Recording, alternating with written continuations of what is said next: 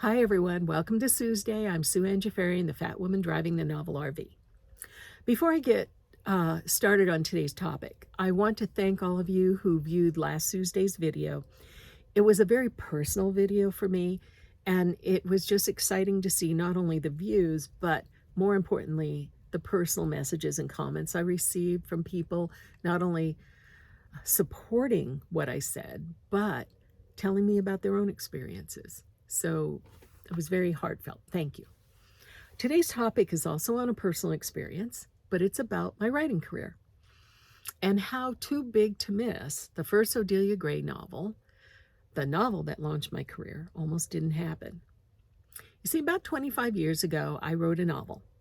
To this day, it still hasn't been published and never will be, but I wrote a novel and I started querying agents, and I got an agent very quickly. Now, this is not normal. Usually you have to query many agents. I have friends who query 40, 50, 60, even 100 agents before they found one. But I found one quickly. And it was a well-known agent in a highly respected agency in New York. I mean, I thought, woohoo, I had it made, right? No. She tried to sell that book, and it was even shortlisted by one of the big houses, but in the end, wasn't bought. She would not sell it to a secondary house. She wouldn't even offer it to them. And at that point, I thought she knew best. So I wrote another book. She loved it. She tried shopping it. Again, the same publisher shortlisted it. Again, they passed me by. And now I really pressed my agent to send it to smaller publishing houses, and she refused. I later learned it was because she wouldn't make as much on commission, and it was a prestige thing. She did not want her name attached to a book in a smaller publishing house. Okay. I was starting to get the picture here. I was learning. One of the things she told me at this point was very good advice. She told me that my voice, my writing voice, belonged in the mystery genre.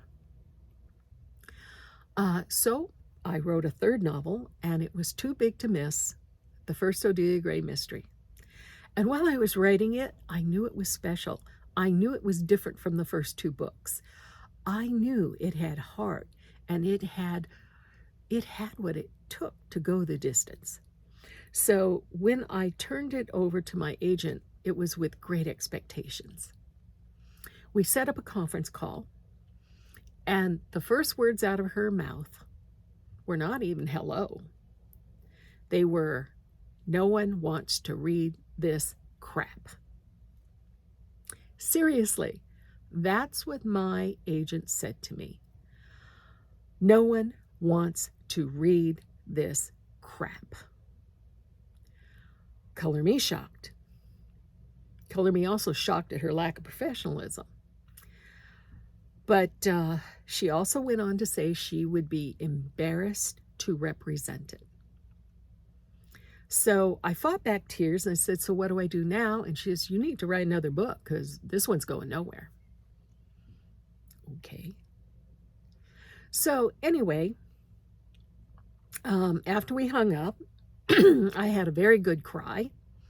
And then I reached out to the beta readers I had used. Before I sent it to my agent, I had sent it to friends and acquaintances as beta readers. And when I told them what she said about the book, every single one of them told me she was nuts and didn't know what she was talking about, that this was a good book. And I needed to get it out there. So I wrote my agent a letter terminating our relationship. Yeah, I fired her ass, and boy, it felt good. Anyway, she later sent me a letter saying that she understood our relationship was terminated, but that in the end I would find out that she was right. You know, when I packed up my apartment a few years ago to take to life on the road, I found that letter. Well, neener.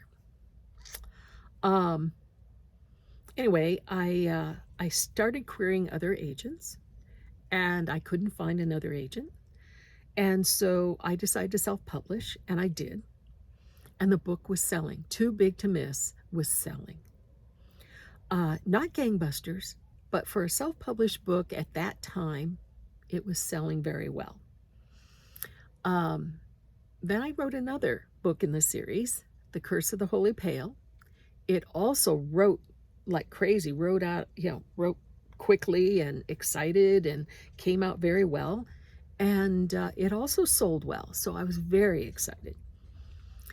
At this point, I decided that I wanted another agent. And I wanted to approach publishing houses with this series because I felt it could go more places with a publisher behind it.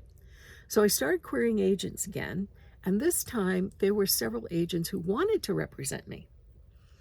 And I went with a young woman who was just starting out on her own in her own agency. And she believed in Odelia. She believed in it. She championed it. We were together for over 10 years. And in that time, she sold 23 books of mine. 23. She didn't think my work was crap, and she certainly didn't think Too Big to Miss was crap. We went on to have a great partnership for a long time. She's not my agent any longer, but boy, she worked her butt off for me when we were together. At that time also, Too Big to Miss, the book that no one wanted to read, according to my first agent, also was optioned 3 times for dramatic rights. Nothing ever came of it, no film, no TV, but it was optioned 3 times. Anyway, my agent finally sold it, but it took some time. And what we kept hearing back from the houses she sent it to was, books with overweight women don't sell well. Books with plus-size protagonists don't sell well. Or, well, we had a book like this before, didn't sell well. I don't know if that's what my original agent was trying to tell me, that because it was a plus-size person, it was not going to sell. Or that it was crap because it was I don't know, because she never clarified.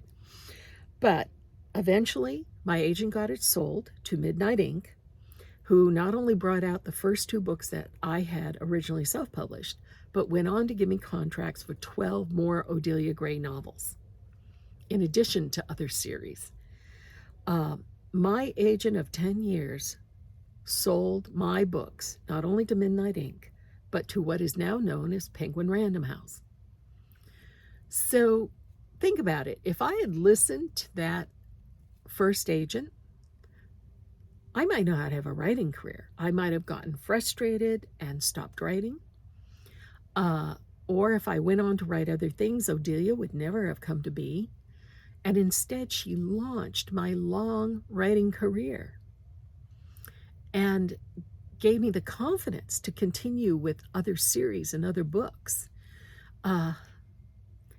Midnight Ink. went out of business a few years ago, and when I got my rights back, I reissued all the Odelia books. In fact, all of my books that were with Midnight Ink., I reissued them.